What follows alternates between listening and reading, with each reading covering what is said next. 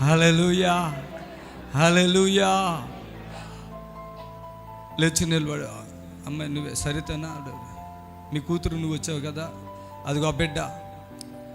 వాళ్ళ భర్తకు ఒక వ్యాధి వచ్చింది, ఒక వ్యాధి వాళ్ళ భర్తకు వచ్చింది. అదిగో ఆ బిడ్డ ఒక కూతురు ఉంది ఆవిడకి, అంతే. నీ పేరేంటమ్మా? లావణ్యనా? లావణ్య.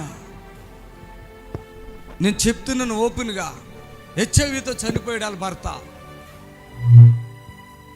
ఆ చిన్న బిడ్డ పక్కన ఉంది, ఆ కూతురు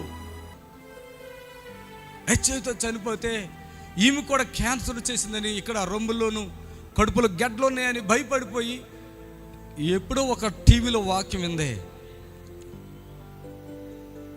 ఎవరు నన్ను బ్రతికించలేరు, నేను చనిపోతే నా బిడ్డ ఏమైపోతుందని ఘోరంగా ఏడుస్తుందండి.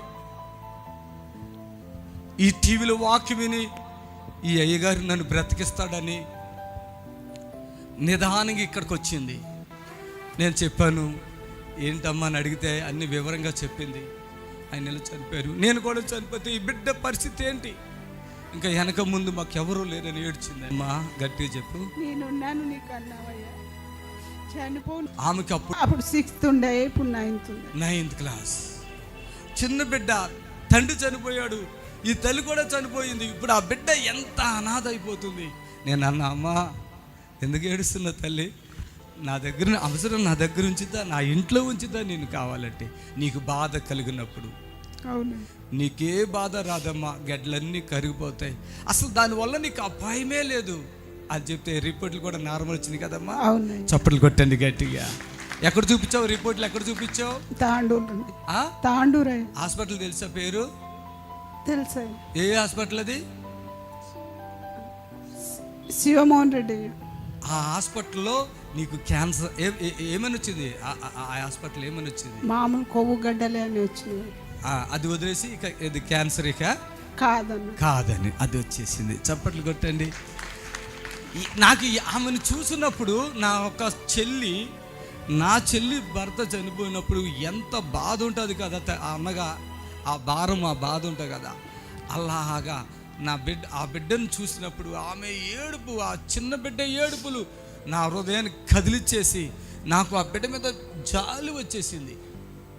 నాకెవరు లేరియా, అత్తమ్మ ఉంది, అత్తమ్మ నేను బిడ్డే ఉంటాం, ఇంకేమి ఆధారం కూడా లేదు, ఈ బిడ్డని చదివిస్తున్నాను, ఇప్పుడు నేను లేకపోతే ఈ బిడ్డ ఎలా అని అప్పుడు నాకు లోపల ఏడుపు, బాధ, దుఃఖం వచ్చి నేనున్నాను అమ్మా.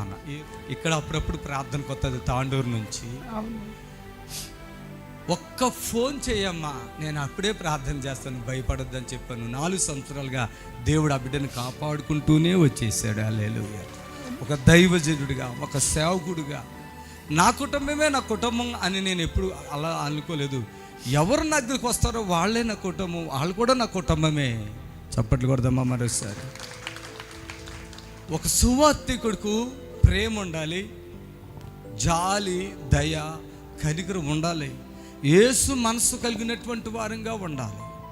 అప్పుడే మనం ప్రకటించే సువార్త ఫలిస్తుంది. ఆమేన్, హల్లెలూయా.